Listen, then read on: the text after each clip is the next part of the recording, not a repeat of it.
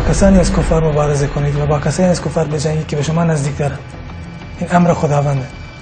آیا امروز از حکومت ایران و از مردمی که دور و برمون هست، از فلانی و از فلان، کفر به ما نزدیکتر هست؟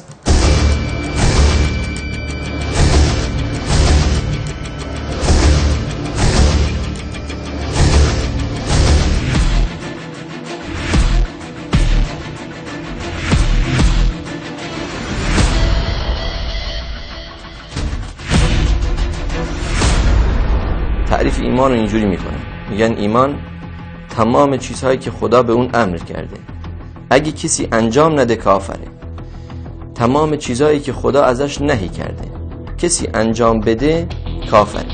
یعنی هیچ فرقی بین گناه صغیره و کبیره و گناه های بزرگ نمیذاره.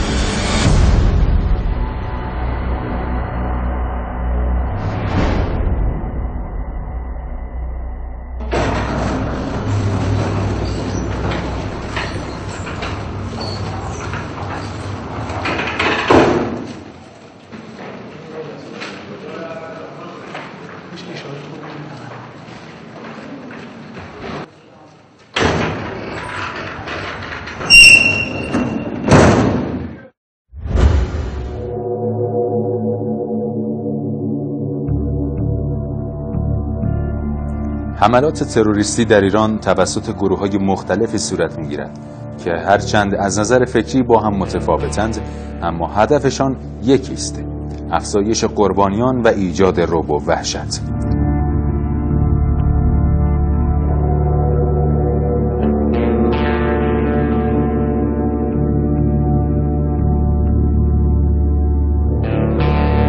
در روزهای اخیر در مرکز استان کردستان گروهکی تروریستی با نام توحید و جهاد که دست به اقداماتی تروریستی زده و باعث کشته شدن تعدادی از هموطنانمان شده بودند، با هوشمندی نیروهای امنیتی کشور در چندین عملیات اطلاعاتی دستگیر و بعضاً به هلاکت رسیدند. اما اعضای دستگیر شده خود را تحت افکاری چون سلفیت معرفی کرده و اقدامات تروریستی خود را به مسائل دینی و برگرفته از افکار سلفیت توجیه می کردند.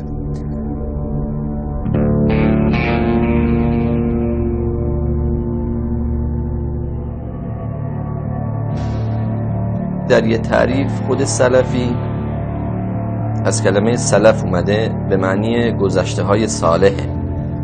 مثلا الان کل گروه های مذهبی کتابایی دارن که برای خودشون مرجعه. وقتی اونا رو میخونی، اونا هم ادعای سلفیت کردن، یعنی گفتن ما سلفی هستیم، فلان گروه سلفی نیست.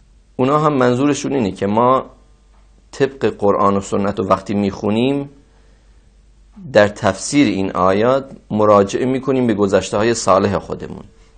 اسمشو گذاشتن سلفی به این خاطر که چون وقتی که مثلا از عقیدهشون حرف میزنن میگن ما پیرو قرآن و سنت بر اساس فهم سلف صالح امت، یعنی گذشتگان امت اسلامی، یعنی قرن اولو که صحابن، قرن دوم که تابعینن، قرن سوم که تبع تابعینن. یعنی قرآن و سنت بر اساس فهمی که اونا دارن از قرآن و سنت، به این میگن سلف، به اون سه قرن. اینام که هی میگن ما متبع سلفیم، بهشون میگن سلفی، یه اسمی براشون گذاشته شد. سلفی به اصطلاح خود تمسک به دین اسلام جسته، خود را پیرو سلف صالح می‌دانند و در اعمال، رفتار و اعتقادات خود سعی بر تابعیت از پیامبر اسلام، صحابه و تابعین دارند. آنان معتقدند که عقاید اسلامی باید به همان نحو بیان شوند که در عصر صحابه و تابعین مطرح بوده است، یعنی عقاید اسلامی را باید از کتاب و سنت فرا گرفت و علما نباید به طرح ادله‌ای غیر از آنچه قرآن در اختیار می‌گذارد بپردازند. در نهایت نظام دموکراسی نظامی که کفریه، دینی که کفریه که لگلای کفر و غرب و هاتوا لقل اسلام هیچ سنخیتی که نیه، اصلا لدینی خواه اکثریت مطرح نیه. در اندیشه سلفیون اسلوب‌های عقلی و منطقی جایگاهی ندارد و تنها نصوص ظاهری قرآن، احادیث و نیز ادله مفهوم از نص قرآن برای آنان حجیت دارد. هر فردی غیر از مسلمانان پیرو سلف را کافر می‌دانند و بنابراین قتل آنها را مجاز می‌شمارند. خەڵکی ئەبنە دوو دەستەوە، یا مسلمانن یا کافرن. ئیتر خارج لەوە شتێکی ترمان وجودی نییە، یا ئەهلی فترە یا کافر یا مسلمان یا ئەهلی فترە.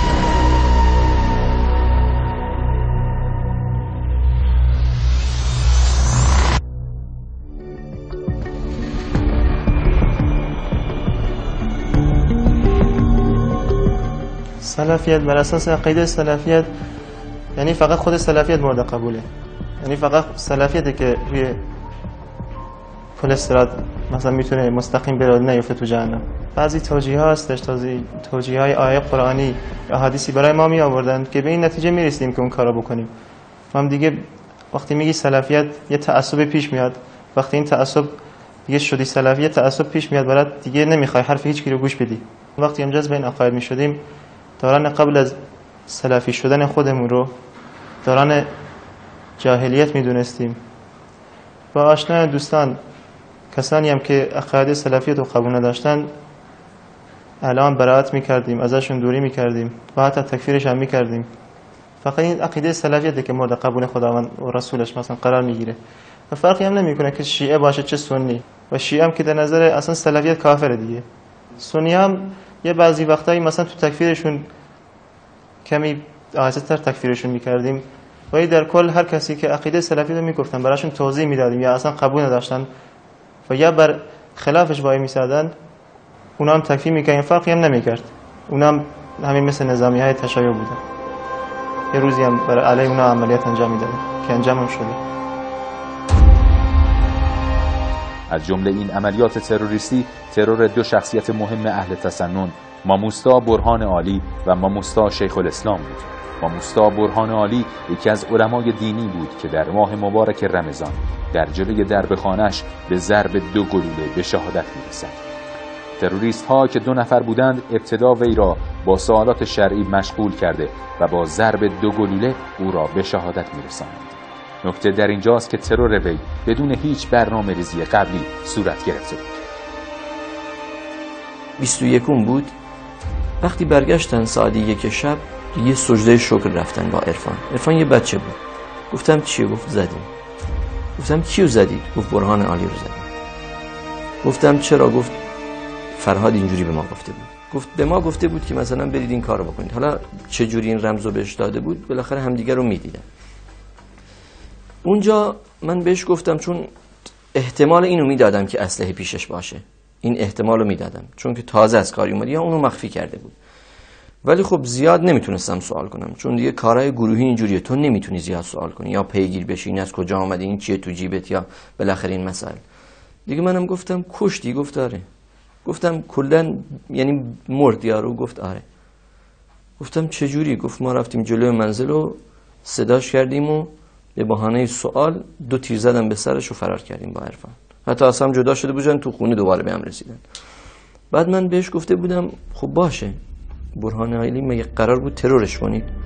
گفت قرار نبود، ولی امروز تصمیم گرفتم.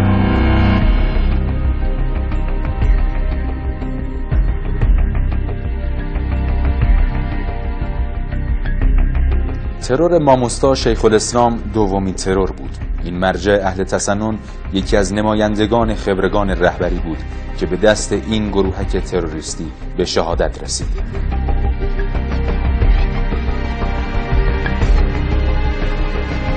لقمان امینی که 25 ساله می باشد، حالا از کرده خود پشیمان است. سرکردگان افراطی گروهک تروریستی او را متقاعد ساخته بودند که این روحانی اهل تسنن از دین خارج و کافر می باشد.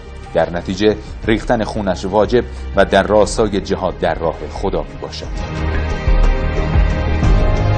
تو اون جریانی که ما بودیم به این گروه های کوچیک میگفتن مفرزه، یعنی هر 5-6 نفر یه نفر امیر داشتن، بهش میگفتن مفرزه مثلا سامان، مفرزه فلانی.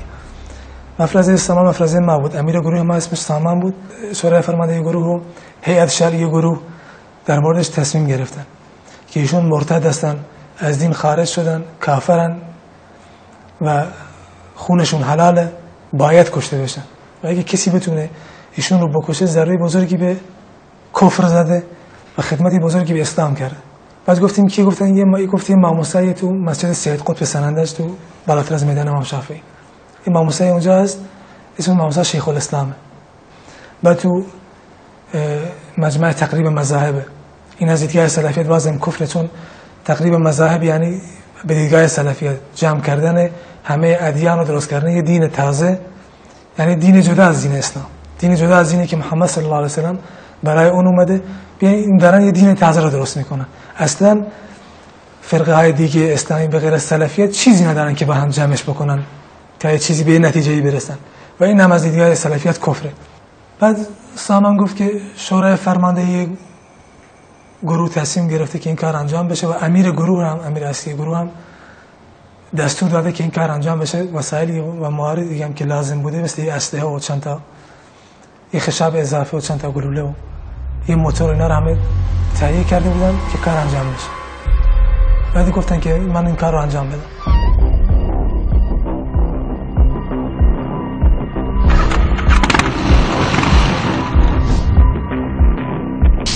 یکی از روزا بچه‌هایی که با من بودن امید و رزگار راننده موتور بود.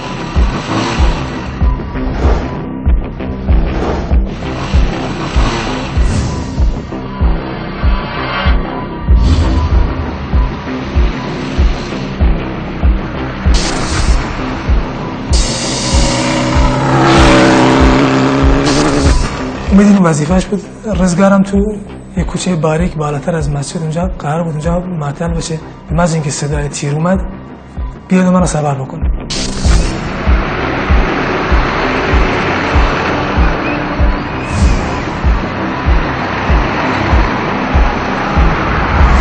امیدم چون میومد تو مسجد موقعیت مسجد رو توضیح میداد، بعد میومد من میگم مثلا الان مسجد تو هم فلان موقعیته، برو اونجا میتونی کار انجام بدی یا نخیر شلوغه، مثلا کسی هست، کسی با امام موسی. چند روز که میرفتیم چند نفر با امام موسی میومدن دنبالش با اونا میرفت، مثلا دوستا و آشناشون بودن، دیگه نمیشد کار انجام بدی.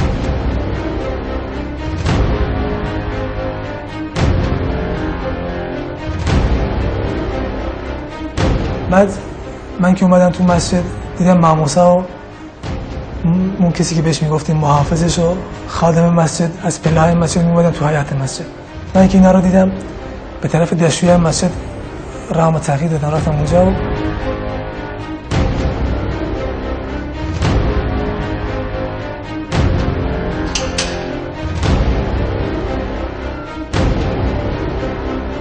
اینا وقتی که افتادم جلوی من از پشت سر که اومدم ما موسی تو در مسجد ایستاده بودم.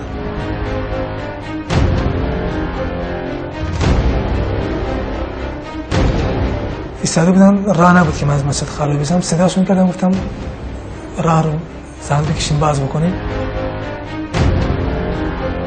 تو همین که به طرف من برگشتن اسلحه رو که قبلا تو جیبم گذاشته بودم آماده کرده بودم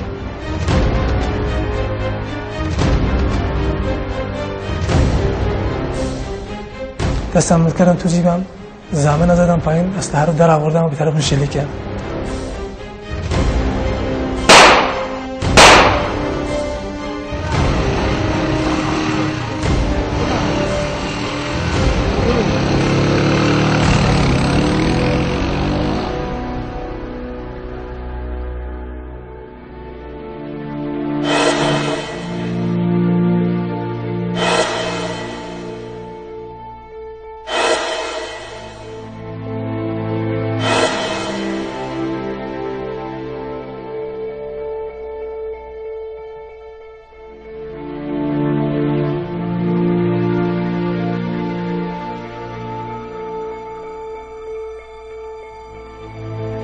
شهادت امام موسی شیخ الاسلام نیز در ماه مبارک رمضان اتفاق افتاد. دین اسلام ریختن خون در این ماه مبارک را به شدت نفی می کند.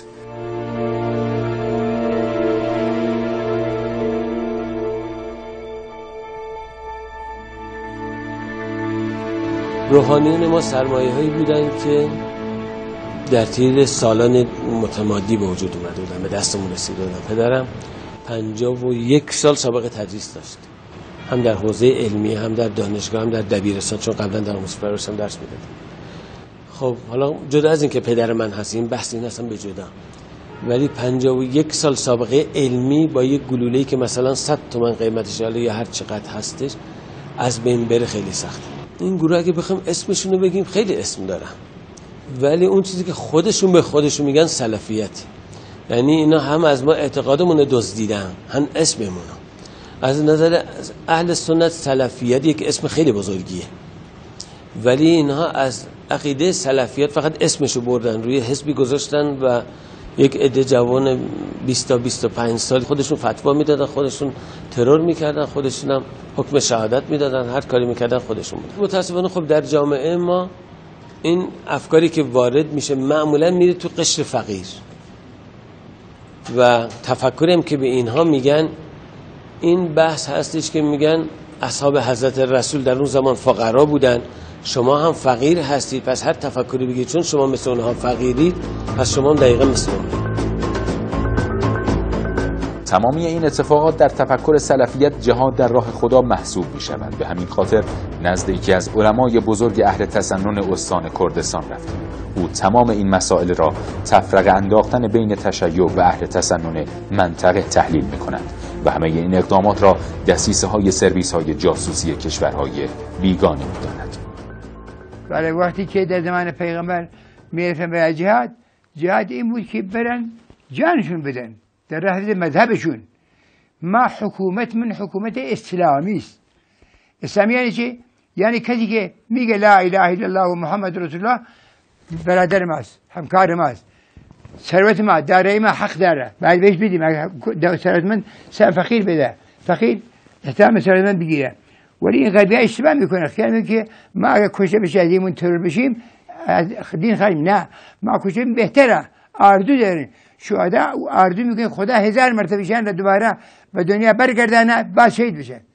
این غربی اشتباه میکنن. ترور ما لطف خداست با ما، لطف خداست با ما، ولی اونها بدبخت میشن، ولی چند برابر میشه عذابشون میشه.